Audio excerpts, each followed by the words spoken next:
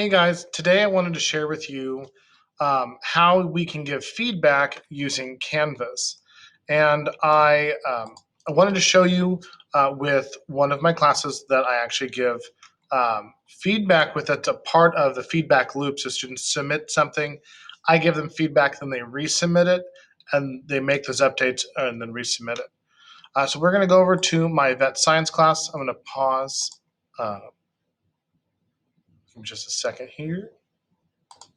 Okay, so I'm inside my modules and I want to look at my SAE, which is my supervised agriculture experience. It's a final assessment. The students use a program, they generate a report, and they have to submit it.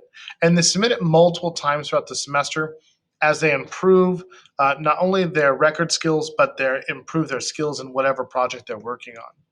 So let's go take a look at that. So the assignment itself is very basic. It has like the basic items that the student already knows, but just giving them a reminder of like, you go to this program and work your way through those buttons there, and gives them some very clear direction. This probably should get some cleanup, some more usability, but I wanted to share what I do with my students. So we're going to go down below, and I have a rubric, and this rubric is fairly detailed. It has plenty of room for modification in the future. But it gives students some really good detail on what they need to accomplish and what they can fix. And so I've attached this rubric here. And if you don't know how to do that, there is a rubric video I made, and you can access that on the playlist. But I'm going to go into my speed grader. I'm going to show you a few of the ways that I can leave some feedback for students. So let's select a student that did this fairly well. It's like Anthony Reyna. This young person submitted their items and their report that they generated from AET, which is our a tracker for this assignment. And he's uploaded his reports, and they're missing a few things. They're missing his outcomes and results. And every student has a slightly different set of outcomes and results, so it's really tailored to them. So he has he has 3 reports he's giving me because he has a project from last summer and a project he's starting this summer. And those 2 projects come together to form their grade in an agricultural course for students who do summer projects. Down below, you'll see he got a 145 out of 150 points because he's got a few things to work on. And so if we look at the rubric, there's a few things that, straight up to points, he got 5 out of 5, 5 out of 5 in this area. And he can click on the view longer description, and you open it and it has a longer description. The students have the same kind of view.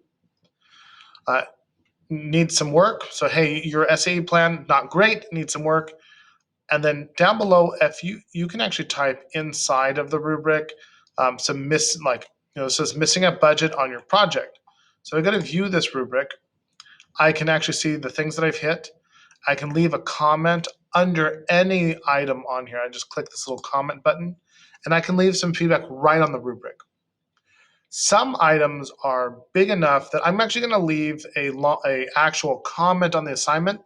And for this assignment, I constantly click the new button called reassign, reassign assignment. And that pops it back up in a student's queue. And they're like, hey, I need to redo this. And it kind of clicks for them to go and look at what some of the feedback was. So it's a great job. I would, however, like to see a more well-developed SAE plan for both sheep and swine. Thank you.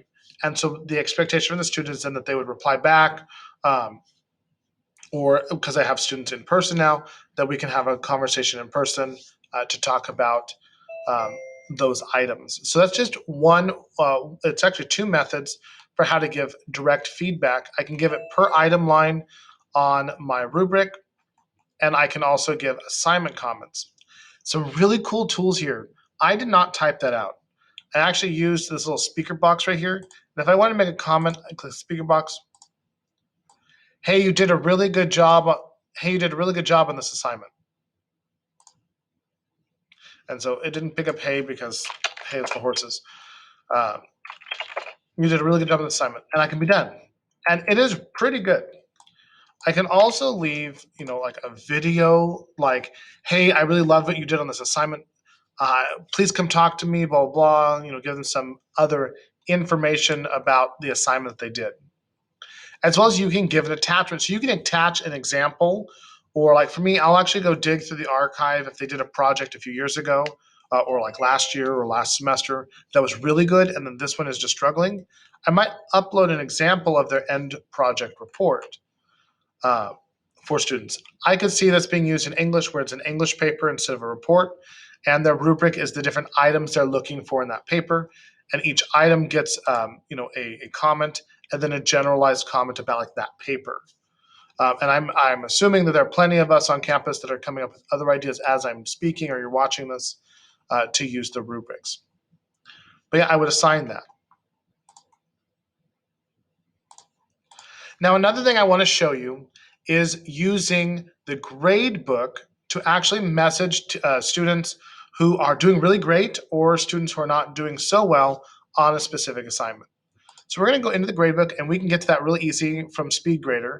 We can go into the gradebook, and we can use our gradebook to really message directly to a student about any assignment they have. If I have an assignment that a student has not done so well, and let's say we're looking at, for this is my that science class, this is a certification exam or test, I can click on these three dots, the skinny snowman, or they're actually called vertical ellipses. That's the official name of them. There are vertical ellipses, but some people call skinny snowman, whatever. You can go right here and you have all these cool little options at the top of each of your assignment columns. The one I really like is called message students who. Now, on our campus, we do have a lot of students that receive a lot of emails. So I caution you when you do this to make sure you're doing it for impact. I often do it after a struggle session, like students are like, oh man, that's so hard, blah, blah. And I like to do the students scored more than. And I just happen to know off the top of my head, because I'm crazy, that 104 was a 70% on this assignment. So anyone that got a C or higher got their certification. So all these students, I would say something like, right in the subject line, I'm going to say something like, congratulations. Congratulations. Congratulations, right? And I have the name of that item there. I am so happy that you all passed and received your certification. If I could spell right. Thank God for spell check. But this is a great tool to use to really get back at those students. We often forget that our best students never hear stuff from us. And they want to hear, oh, I'm doing a good job. Because we might be the only person that day that's going to tell them doing a good job. And so I could send that. I've already actually sent that to those students. But let's say there's some of these students that they haven't done it yet. And I'm like, oh my gosh, you need to do your certification. Like, one of my students, she has not, or she is, she did one, but not the other. So I might message students who have not been graded, which means they didn't do it, or students who scored less than. So students haven't been graded. I'm going to say, I'm going to change it to missing. I'm like, hey everyone, let's get this done. If you need help, let me know. Something like that. I try to keep it short, so like the kid sees the email, boom, oh yeah, I'm missing that thing, and then they just see that I'm offering help, and I send that on its way. I already sent that as well. But the Canvas gradebook, great place to go when it's those high ticket items. Like it's a test or a quiz a kid's missing. You're like, hey, you're missing this. I would make very sure that we're being very tactful in the way we do that. That way we're not just every time a kid misses an assignment, not only does Canvas auto send them something, but then we're sending them these messages too. Eventually it will lose its value. But I think that this is a really important way of giving generalized feedback to a lot of students at once. Thank you for watching. I try to make it short.